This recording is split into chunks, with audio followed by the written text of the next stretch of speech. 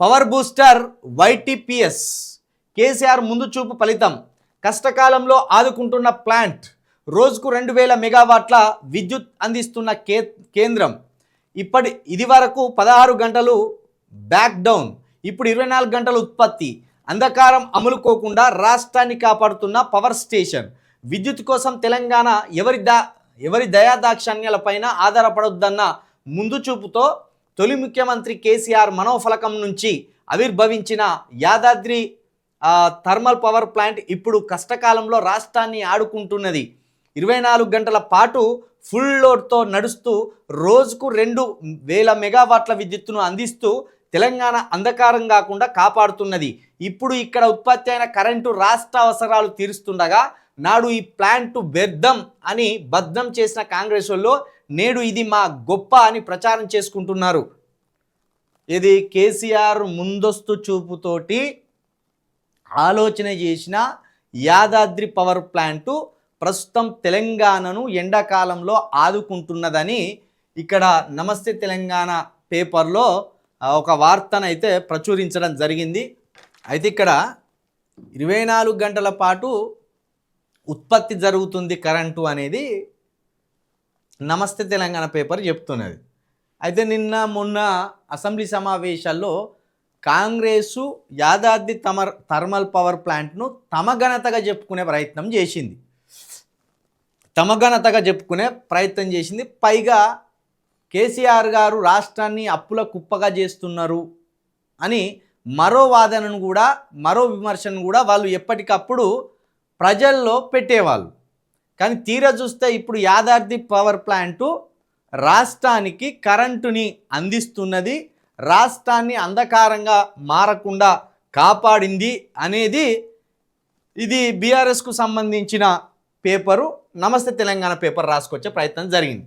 నిన్న ఏం జరిగిందంటే ఈ రేవంత్ రెడ్డి గారు ఏం చేసిందంటే మాట్లాడుకుంటా ఈ 2.5 సంవత్సరాల్లో ఎంత అప్పు చేసిండో చెప్పి నవ్వుల పాలైండు, దొరికిపోయిండు. ఈ 2.5 సంవత్సరాలలో భయంకరమైన అప్పు చేసిండు అనేది ఒప్పుకున్నాడు ఆయన. ఇవన్నీ కలిపితే 3,47,294 కోట్లు మేము అప్పు చేసినాం అధ్యక్ష. ఎప్పటి నుంచి? 1/12/2023 నుంచి అధ్యక్ష. బాగా సభ్యులందరూ వినాలి. 28/2/2026 వరకు దాదాపుగా ఈ 27 నెలలలో మేము తెచ్చిన అప్పు 3,47,294 కోట్ల అధ్యక్ష. మేము తెచ్చిన అప్పు దొంగలు దొరికిపోయిండ్రు. కేవలం 27 నెలల్లో 3,47,294 కోట్ల అప్పును చేసినట్టు రేవంత్ రెడ్డి గారు ఒప్పుకున్నారు. ఇక దీన్ని బట్టి రేవంత్ రెడ్డి గారి ప్రభుత్వం తెలంగాణ రాష్ట్రాన్ని ఎటువైపు తీసుకెళ్తున్నది అనేది మనం స్పష్టంగా అర్థం చేసుకోవచ్చు. ఇగో నేను చార్జిపీటీని అడిగిన పొద్దున్నే చార్జిపీటీని అడిగిన. ఏమని అడిగినా అంటే నిన్న రేవంత్ రెడ్డి గారు స్పీచ్ చూసిన అసెంబ్లీ. ఆయన ఏమంటాడు? 27 నెలల్లో 3,47,200 పైచిలకు కోట్లను అప్పు చేసినామంటాడు కేవలం 27 నెలల్లో. కానీ కేసీఆర్ గారి హయాంలో 10 సంవత్సరాల్లో అయిన అప్పు ఎంత? ఇగో 2023 చివరికి మొత్తం అప్పు సుమారు 4 లక్షల కోట్ల వరకు.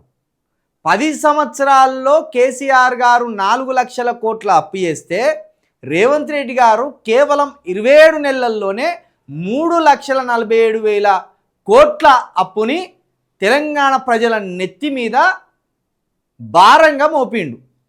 ఇప్పుడు దీన్ని బట్టి రేవంత్ రెడ్డి గారు ఎక్కువ అప్పు చేసినట్ట, కేసీఆర్ గారు ఎక్కువ అప్పు చేసినట్ట? రేవంత్ రెడ్డి గారే ఎక్కువ అప్పు చేస్తున్నాడు.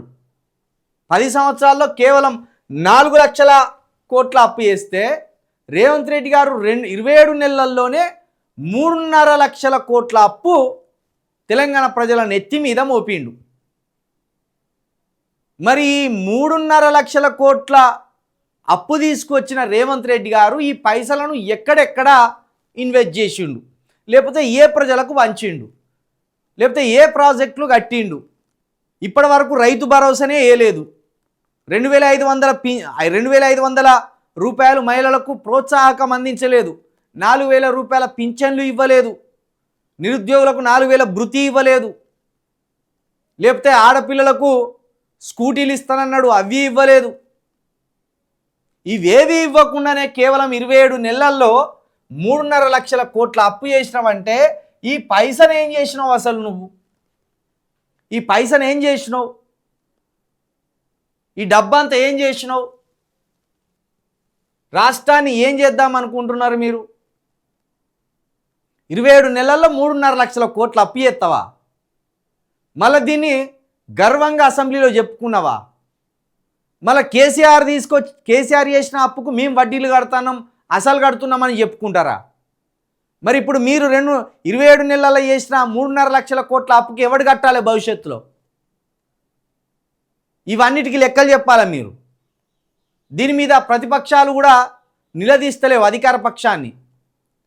నువ్వు 27 నెలల్లో 3.5 లక్షల కోట్ల అప్పు ఎందుకు చేసినావు? ఈ డబ్బులంతా ఎక్కడెక్కడ పెట్టినావు? దేనికి ఖర్చు చేసినావు అని కనీసం ప్రధాన ప్రతిపక్షం కూడా ప్రశ్నలు లేవనెత్తలేదు. ఇంత అప్పు తీసుకొచ్చి తెలంగాణను ఏం చేద్దాం అనుకుంటున్నావు? తెలంగాణ ప్రజలను ఏం చేద్దాం అనుకుంటున్నావు? తెలంగాణ ప్రజలందరినీ ఎవరికైనా బానిసలుగా అప్పచెప్పి ఈ అప్పులు కడతావా? 27 నెలల్లో 3.5 లక్షల కోట్ల అప్పు చేస్తావా? 10 సంవత్సరాల్లో కానీ అప్పు 27 నెలల్లోనే అయింది.